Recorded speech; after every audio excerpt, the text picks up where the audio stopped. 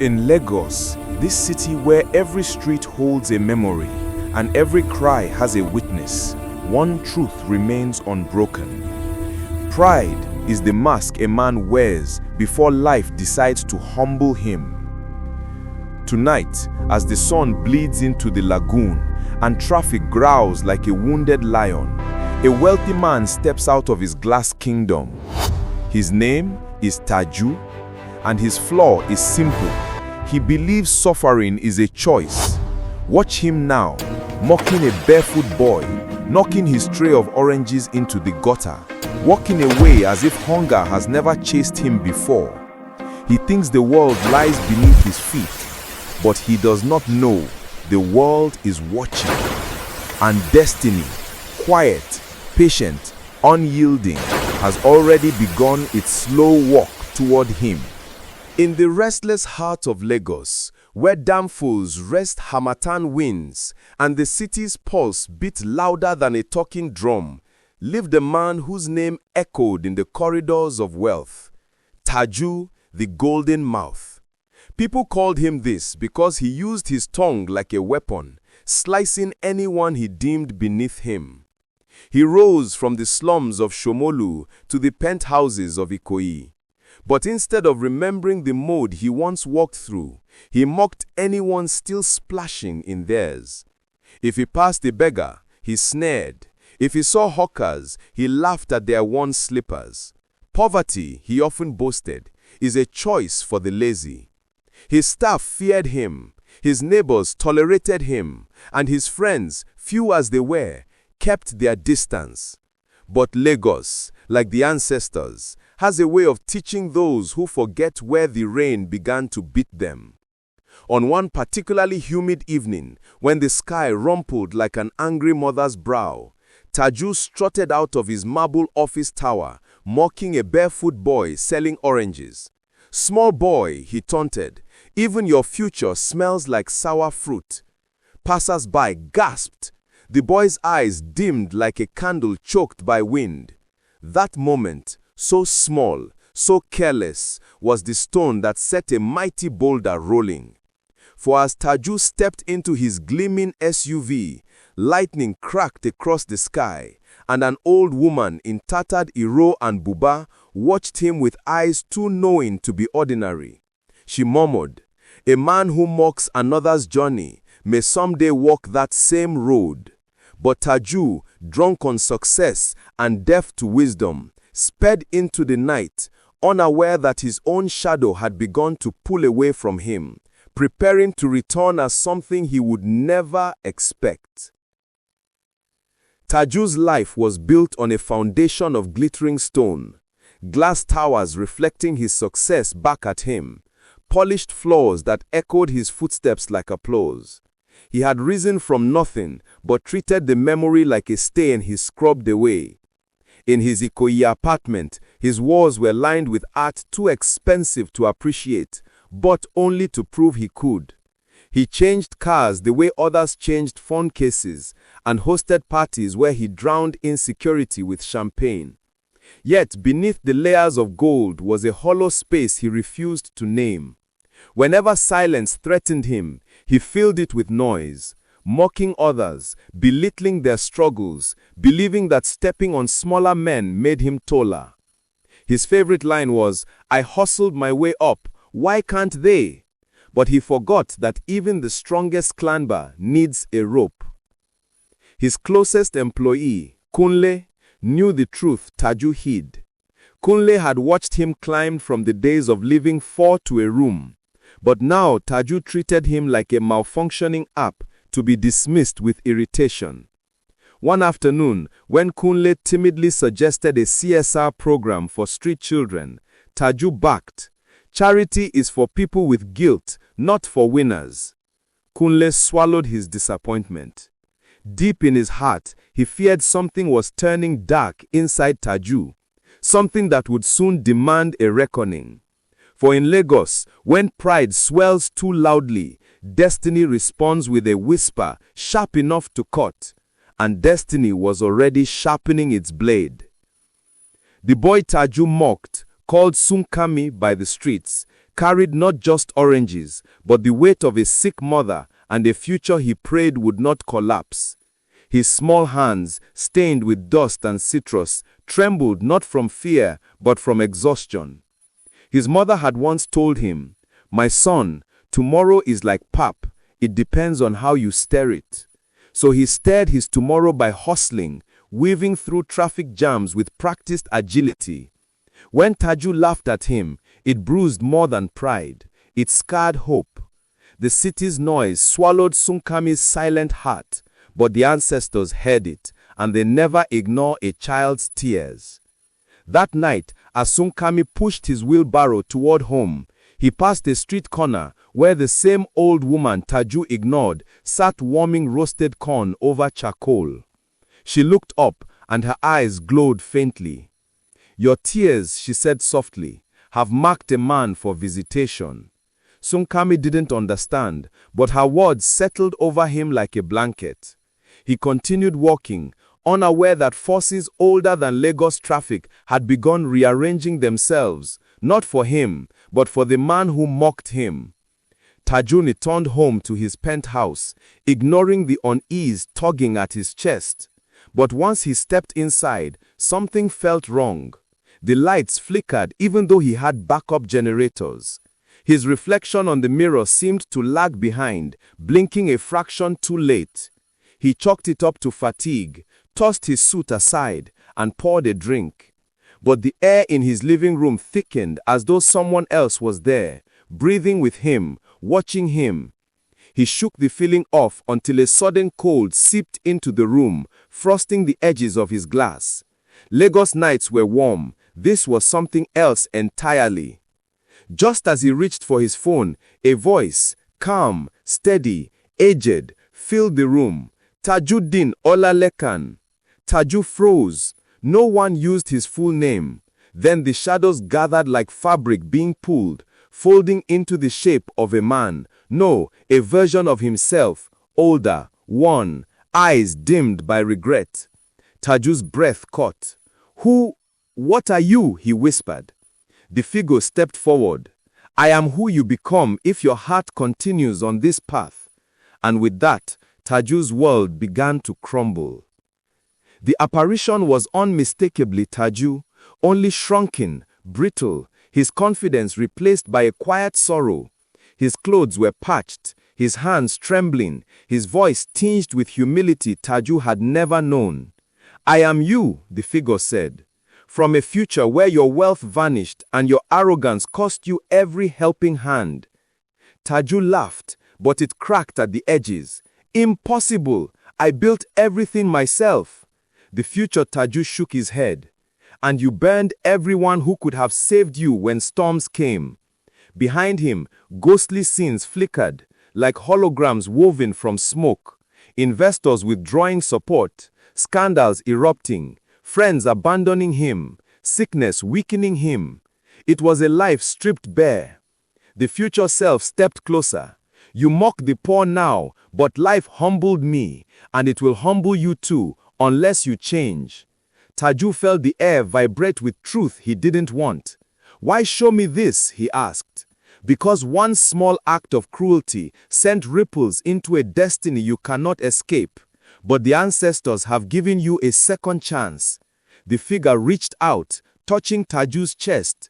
Pain shot through him, sharp, searing, dragging him into darkness, filled with cries, dust, and hunger.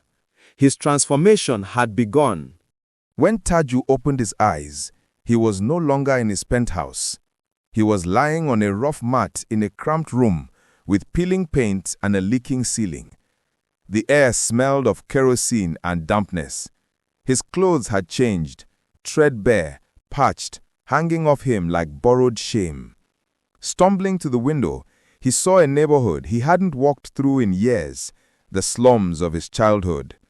Outside, children chased a deflated football, and women argued over the price of gari. Panic tightened his chest. "This is a dream," he muttered, but his growling stomach insisted otherwise. He staggered outside, begging passers-by for explanation, but they saw only a hungry man in rags.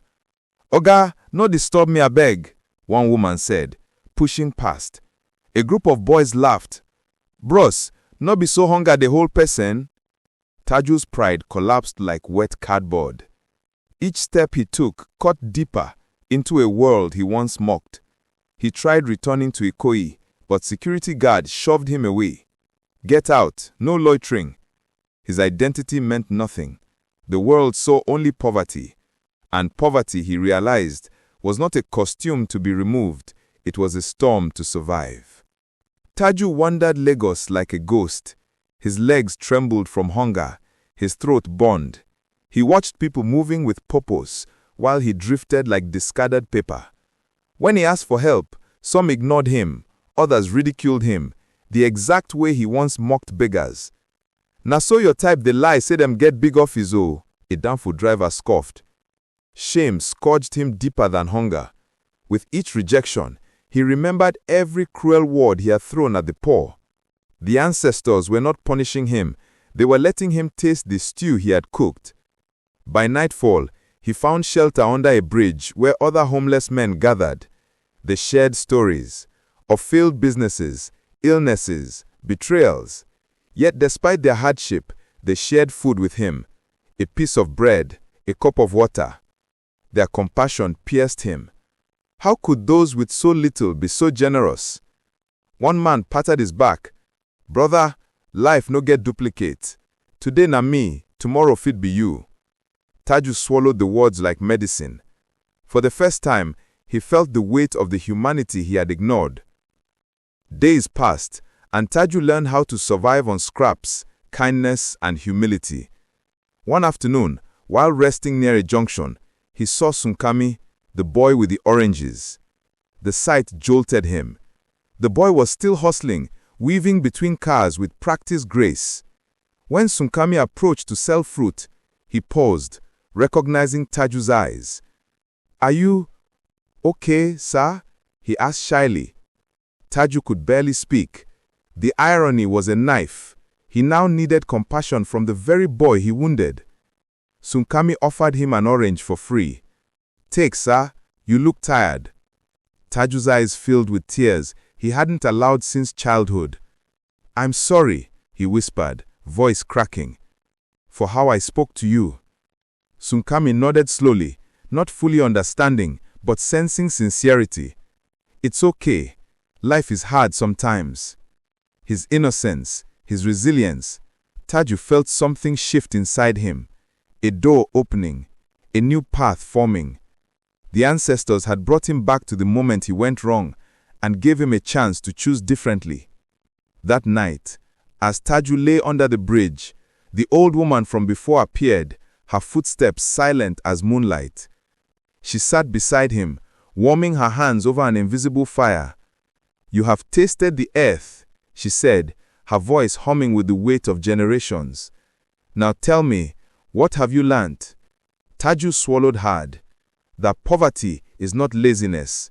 That mocking the suffering of others is like spitting into the wind. It comes back to stain you. The old woman smiled faintly. "Good, you begin to see." She told him that destiny bends to the heart, not the wallet. You have walked the road of those you scorned. Now your spirit is soft enough to grow. With a wave of her hand, the world shifted. Taju felt light, as though floating. The sounds of Lagos, the horns, the voices, the heartbeat, faded until darkness claimed him again. But this time, it was not punishment, it was transition. Taju awoke with a gasp, on his king-size bed, in his penthouse, dressed in his fine clothes. The morning sun streamed through the curtains. Had it all been a dream? A hallucination? But when he touched his chest, he felt bruises from sleeping on concrete. His feet were dusty, and the orange Sunkami gave him rested on his bedside table. It had been real, real enough to carve humility into his bones. He sprang up, heart racing. His servant entered, surprised that Taju was awake so early. "Good morning, sir." But for the first time, Taju responded softly. "Good morning. Thank you." The servant blinked. Kindness was foreign in this household. Taju walked through his apartment with new eyes, seeing not trophies, but responsibilities. Life had handed him a second chance, and Lagos, with all its chaos and beauty, waited to see what he would do with it. Taju's first mission was finding Sunkami. He drove to the junction where the boy hawked fruit, ignoring the suspicious glances of drivers who assumed he wanted to scold hawkers again. When he spotted the boy, he stepped out of his car and knelt, yes, knelt, on hot Lagos asphalt. "Sunkami," he said, voice trembling, "I wronged you. I want to change that." The boy's eyes widened. Hawkers paused, stunned. This was not the Taju they knew. Taju took Sunkami to the hospital where his mother was admitted. He paid every bill, secured treatment, bought groceries, and provided funds. Tears streamed down the woman's face.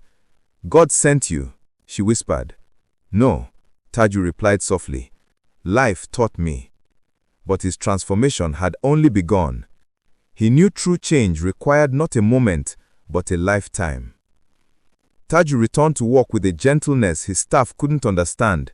He apologized to Kunle publicly and implemented programs for street children, single mothers, and struggling hawkers. His company funded vocational training, scholarships, and food drives. People whispered. Some mocked. Some claimed he was pretending. But Taju kept going. The old arrogance struggled sometimes, clawing for release, but he fought it like a man escaping his own shadow. And gradually, something happened. His employees began smiling more. His company gained genuine loyalty, not fear-based obedience. Investors appreciated his newfound humanity. Friendships he thought long dead rekindled. For the first time in his life, Taju felt whole, not because of wealth, but because of connection. It was as if plugging the hole he tried to fill with luxury. One night, while driving home, Taju stopped at the same spot where he once mocked Sunkami.